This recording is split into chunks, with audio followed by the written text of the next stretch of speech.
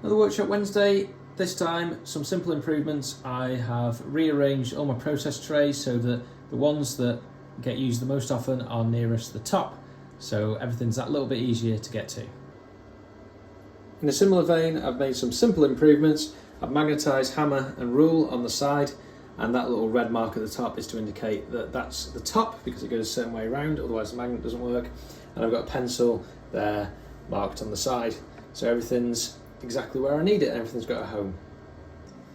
Under here I've finally got the printer wired up and working, and I've found a home for the Wi-Fi router, little magnetised shelf, and also no Ethernet yet, but I have labelled up all of the various plugs so it's obvious what everything's for. And you'll notice that this is also on wheels, which makes getting around the backs of clear jams that little bit easier. Down here I've made some aerosol storage, so I've got paints and aerosols, little tape handle there. That pulls out, every single one's labelled up on the top, and so that I'm not scratching around trying to get my fingers on the edge, I've got a little office magnet, makes them easy to pull out.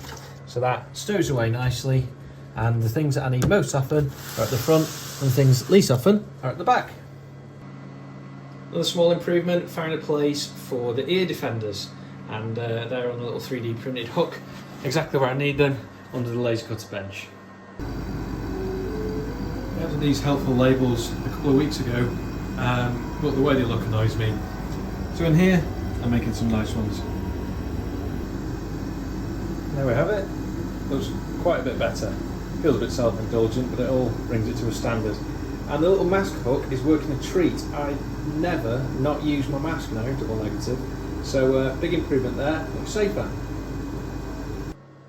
That's just about it for this week, but I thought I'd show this temporary setup, which works quite nicely. Rather than spending loads of money on a photography backdrop, I've got a piece of polypropylene plastic, which just clips via an office magnet to the beading, which sits behind the plaster. So that gives me an awesome background. I've got some nice lighting, get really professional product photos out of that.